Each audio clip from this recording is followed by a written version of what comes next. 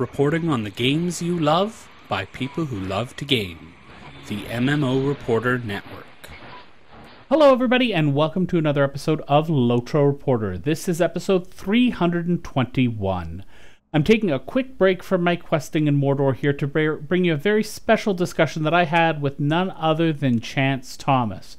It was a pretty great talk about the music of Mordor, the history of music in The Lord of the Rings Online, and some of my favorite songs and some favorite moments from the recording of the soundtrack. So stick around for a minute and I'll have that interview for you. I just want to mention real quick, unfortunately, I did have some issues with the video from Chance's end of things.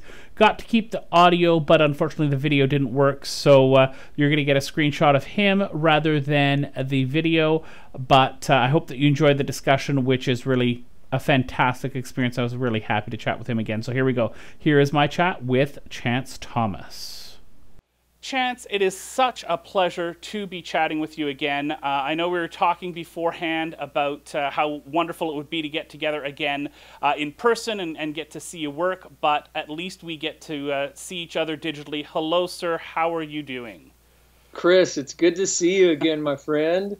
Yes, it was great reminiscing about when you came down to our recording sessions for the Riders of Rohan. Yeah. Listening to all that great fiddle music, having that unique sarsaparilla root beer in the restaurant. Good times, man. It was fantastic times. I have been in the Mordor expansion for the last little while. You sent me the soundtrack. I mean, this is some fantastic music, Chance. I just want to start with that. I mean, I'm so impressed with just the depth of the music. I know it's maybe me being a pretentious music snob or something like that, but it's just so much different when, even though they've done some fantastic music in The Lord of the Rings Online over the years while you've been working on other projects, just having your music and an actual orchestra rather than a MIDI orchestra makes all the difference for me. I really feel it as I'm playing the game. It's just more depth. Yeah, and it seems like Middle-earth, it's such an organic place. Right. And how do you not have acoustic instruments, you know, right, to represent the music in such an organic fantasy world? Yeah. So I'm with you, Chris. I love the orchestra. I love the singers. You know, just something about trained musicians pouring their passion into fine acoustic instruments and the resonance that creates in a beautiful acoustic space. It's the best. It is. It absolutely is. Now, it's been a while. It's been a few years since you've worked with the Lord of the Rings Online community and their team, Riders of Rohan. I know there was a fantastic petition to try and get you to come back for some of the other content that was coming out. What was that like for you on the other end of things, to see a community that had connected with your music so much, so desperately want you to be involved again? Dude, it was probably the coolest thing that's ever happened to me in my whole profession. I mean, when that petition started up and I saw people, some of the things that they wrote were so incredibly touching and tender to me. I mean, yeah, like I said, probably one of the coolest things that's ever happened to me in my whole career. And when I saw that the players really were willing to, you know, step up and say, hey, we like this guy's music, please bring it back, you know, that's pretty motivating. It's like, hey, I want to do whatever it takes to get back in that world. And plus I love, as you know, I love the professor's work, and Lord of the Rings has been probably the literature that I've read more than almost anything else. So I was doubly motivated to try to get back and write music for that world again, and thrilled when Todd DeMel, who's the art director there at Standing Stones, used to be Turbine, called me up and said, hey, we've got this new expansion coming up. We'd like to bring you back. Let's try to figure out a way to make it work. I was like, yes. No kidding. So what was you know, your creative process like for this particular expansion? You know, the contract is signed, the ink is dry, you're now getting to work on creating the music for Mordor. How do you go about doing that? So I always approach a score from the perspective of my imagination. I try to put myself in that world as thoroughly and completely as I can, like a method actor might. What am I feeling? What am I smelling? How are my emotions? What do things look like? If I could touch it, is it hot? Does it taste sulfury and all those kind of things? You try to bring your senses completely into the experience. So how did I do that? Because there's not as much explained about the details in the lands beyond the Black Gate in the literature. So I turned to Chris Pearson's formidable document describing the expansion, and I digested that. And then I got on the phone. I had conversations with some of the level designers. Then they started sending me artwork, and I put that artwork up on, I don't know if you can see it, but I got a massive big screen TV back behind me. So I'd put those images up on there, and I'd just stand in front of them, and I'd soak it up, and I'd think about what Chris wrote, and I'd think about my experience with Lord of the Rings, and I'd try to put myself in that world. And as I did that, and as I tell young aspiring composers, as you do that and you start to feel the emotions that you'd feel in that place, guess what? You start to hear music, and musical ideas start to come. And as they'd start to come, I'd kind of flesh them out in my head, and then I'd sit down at the keyboard and I'd pull up, different kinds of sounds, and I'd play it in, and that's how the process starts 85% of the time. Now, how often do you start with full orchestrations? Do you build a bare bones first? Do you often work thinking of that full orchestration right from the beginning, or is it different for each piece? How does that work for you? It is different for each piece. I tend to fall into one or two camps. One, if I have a really strong through thread idea, I'll just go through and I'll sketch the whole thing out on maybe a string patch, or a keyboard patch, or a guitar patch, or something like that on my synthesizer. And then I've got the whole thing laid out kind of from front to back. Other times I don't have a strong through thread idea that comes. I'll have a gem of inspiration for one specific part of it, then I'll build the whole orchestration. I'll kind of take it in vertical slices, and I'll listen through and I'll see, okay, as I listen through to this point, what inspires me? Where does it inspire me to go next? And it's almost like driving your car at night. You see 200 feet ahead of you all the time, but you don't see the big distance. So those are the two ways I generally tend to create my scores. Now, the other thing that I've noticed in your music, both in Riders of Rohan and in Mordor, is that you will often bring back some motifs that are from the original game or from a previous expansion. And you'll weave those, often changed or modified in some way. Very famously, you did it with LOTRO Legacy in Riders of Rohan. But I've noticed several pieces in Mordor have those hints of those other melodies that are iconic to the Lord of the Rings Online. Why is it that you do that? So when I did the very first score that I ever put together for LOTRO, it was based on the Tolkien music style guide that I've often spoken about over the years, where I went into the literature and I pulled out what I thought were the professor's either specific intentions or implied intentions for how these different races might sound musically. And I created themes for the dwarves, for the elves, for the hobbits, for the race of men, for the races of evil. I created these themes that I intended to have populated throughout the game world whenever you were in those areas associated with those races. So now that we're in Mordor, for example, when you come to the Black Gate, outside the Black Gate, they told me that's now the new gathering point for the various races, kind of their new home base as they go into Mordor and come back and into Mordor. So when I wrote the music for the Black Gate, I wanted to not only acknowledge, hey, we're standing here in front of this massive, black, evil place, but I also wanted to kind of tie in the fact, we've got men, we've got hobbits, we've got dwarves, we've got elves. And so those themes are touched on sometimes in very subtle ways, sometimes like with the Rohan theme very directly, so that it feels like we're all there together. The other thing is in Aragorn's coronation music, you'll hear the Hobbit theme quite prominently. Well, that's because Frodo is featured prominently in the coronation. You also hear Frodo's theme where they destroy the ring, right? So I try to bring back thematic elements not only for nostalgia's sake, but more specifically when there's appropriate content and it makes sense dramatically to do so. The other thing I wanted to talk about too is your use of polyrhythms, especially in Bring It. That piece will make me stop whatever I'm doing. I can be streaming, I can be recording a YouTube video. It doesn't matter what I'm doing. I just stop and I listen because I love that part of it where you've got the different.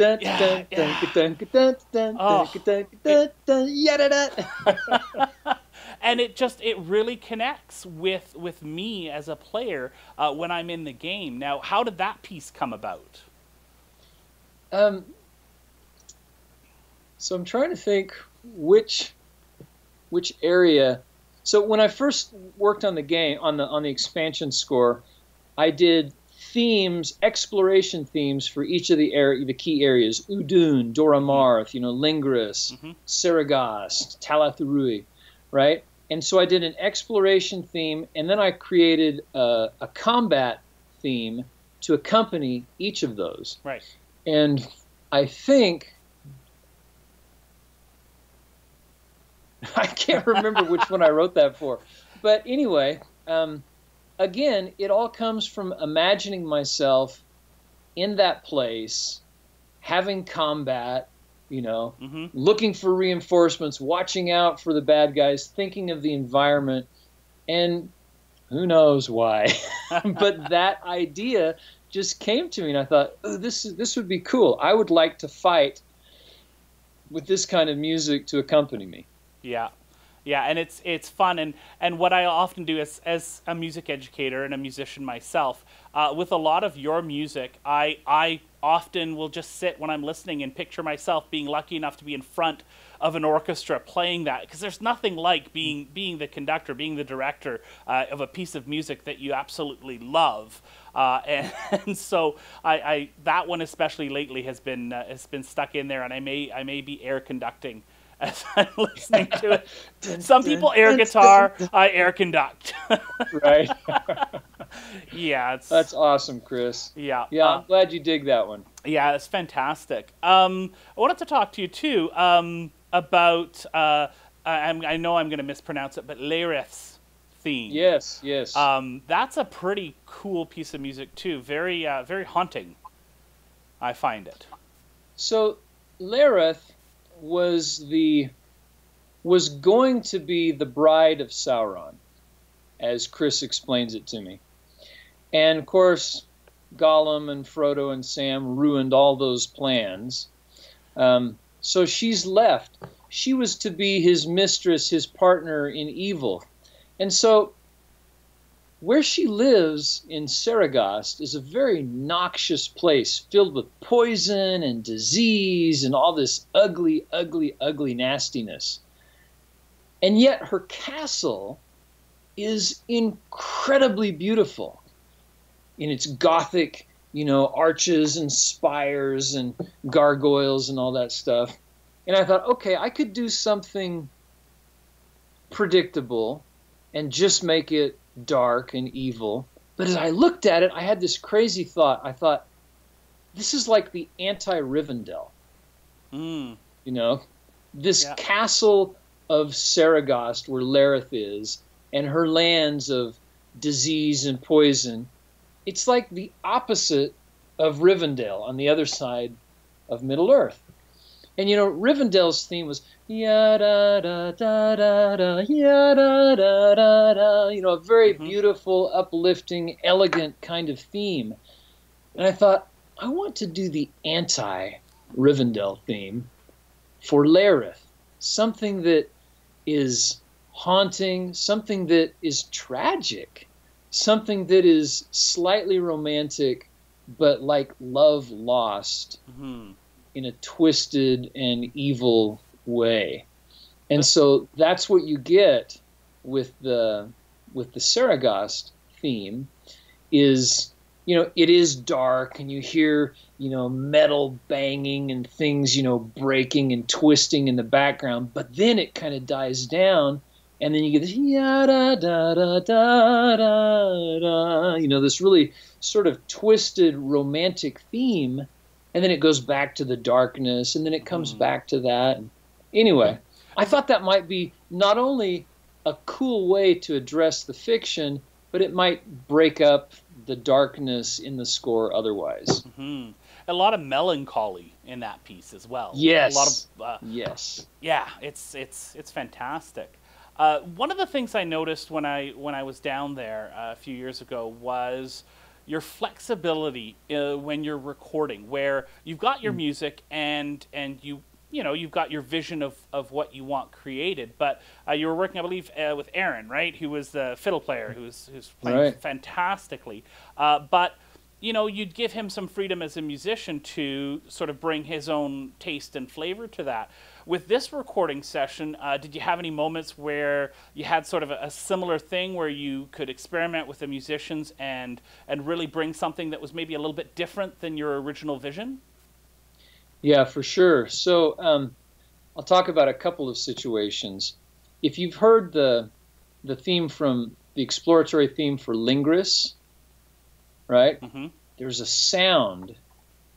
There's this really unusual dark kind of sound. It's wooden. It's woody. It's a little bit foreboding. So I brought in a cello player, Nicole Pinnell. And I said, I want to experiment. I want to just have you play some weird sounds on the cello. So she did all these weird and crazy things, and most of it I'd heard before and I'd recorded before, behind the bridge and up on the neck and, with the back of the bow and all this stuff. And it's like, yeah, what else have you got kind of thing, right? So then she says, how about this? And she put a ton of rosin on her bow. And at the bottom of a cello, there's this black piece of wood, ebony or whatever they make it from, and it's called the tailpiece. And she put her bow on the tailpiece and pressed against it really hard. And then she just pulled it one quick strike across, and it makes that crazy sound. And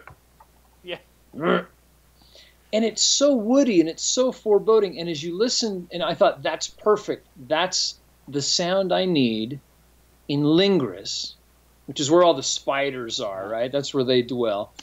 So I did some of the traditional, spiders creeping around sound, but I wanted that to introduce it because it was low. I mean, imagine, if a giant spider made some guttural utterance, that would be maybe what it sounds like. Yeah. So that's sprinkled throughout that. And I think it adds something very unique and pretty creepy. I was trying to figure out what that was. I didn't know if it was, a low brass that was doing some sort of funky pedal tone into some sort of mute of some sort, but right. Yeah. It was fantastic. Yeah. So that's now you know. So then the other one I want to tell you about, as you're going through Udun, there's a piece of music with, and by the way, I think we're going to get to release a Mordor soundtrack. Oh, that's so fantastic. Stay tuned in the coming weeks for news on that. But if we do, it's the piece that I've labeled After the Fall. So in Udun, I wanted it's this wide open, kind of desolate space, and there's fog, and there's smoke coming up from the cracks and fire and this and that. And I wanted to create some sort of a feeling that was eerie but organic. And as always with my scoring, even when I'm scoring something really ugly and harsh, I want to have some element of beauty in it, just because that's the way I view the world. So I brought in a flute player, and I had her bring in 2 different bass flutes and an alto flute. And so she starts off on one of the bass flutes, and she's just And for your listeners who don't know what a bass flute is, it's like almost the size of a bazooka that you blow into. And it's this big, giant pipe these people play on. Anyway, so she lays down all these pedal tones on the bass flute. And then she got her other bass flute, and she started doing some overblowing things and some harmonics. And then she got the alto flute and started doing the same. And at the end of the session, so I had these really long recordings of these bizarre sounds on these three instruments. And my initial thought was I was going to string them together from one to the next to the next. But then I thought, I wonder what it'd sound like if I chose certain segments from each recording and stacked them on top of each other. So in doing that, it creates this incredible, otherworldly, eerie, but organic and beautiful sound that is unlike anything I've heard anywhere before. And so I thought, that's great. I'll use that somewhere after you're introduced to the area for the first time. And then I took that and I wrote a piece of music against it.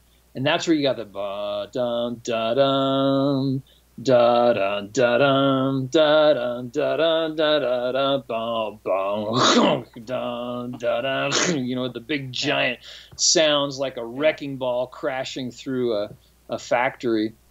And it's just so inspiring to me to work with other creatives and blend their creativity with a musical vision, and thus expand, I think, the end product that we end up giving to the players. And I think it's better. It ends up better that way. It's always those creative moments that just add a little bit more magic to the mix, right? You've got your vision, but then you need the magic. Yeah. Well said, Chris. Chance, the last thing that I want to ask you about here is about your thoughts about the end of one chapter of The Lord of the Rings Online. Musically, you've done a great job of helping players get through the end of the Journey of the Ring, and now getting into the Black Book of Mordor and the rest of the stories to come. What do you think the music had to do with sort of that closure? Was any of it, when you did it, sort of trying to have that movement from one story to the next? For sure. Especially with the coronation. With the Black Gate, where you've got all the different themes from the different races kind of weaving together, and then we bring some of that stuff back in the coronation, and you've got the Gondor theme, which I used in LOTRO Legacy, features really prominently there, and you see Aragorn. I am mocked relentlessly by our listeners and my co-hosts about my fawning over your use of French horns in that particular melody. I'm a fan. I'll leave it at that. Okay. Embarrassingly enthusiastic fan. Thanks, Chris. So, yeah, to me, the coronation itself feels like the end of that line. The end of that story, and now we begin the next story. Now we're doing something completely different. And so it will always be Middle-earth. There will always be these organic elements in the music, but now we're into some new territory. We're into some new stuff. You mentioned the Black Book of Mordor. This is a whole new flavor, right? So I'm hoping that the game will continue to go ever on, and that I can continue to be involved, and I look forward to exploring that world musically as well as through the game and through the fiction that Chris Pearson and others will create for it. Well, it's been an absolute pleasure chatting with you here. Always fun to talk music with you. If you ever need a saxophonist, or maybe your conductor for the recording sessions is unavailable, you just let me know. I'll be down there right quick. Thanks again, Chance. Always fun chatting with you, with someone who's so passionate about Lord of the Rings and its music, and the music that you've created. So thanks a lot, Chance. Appreciate it, Chris. Bye-bye now.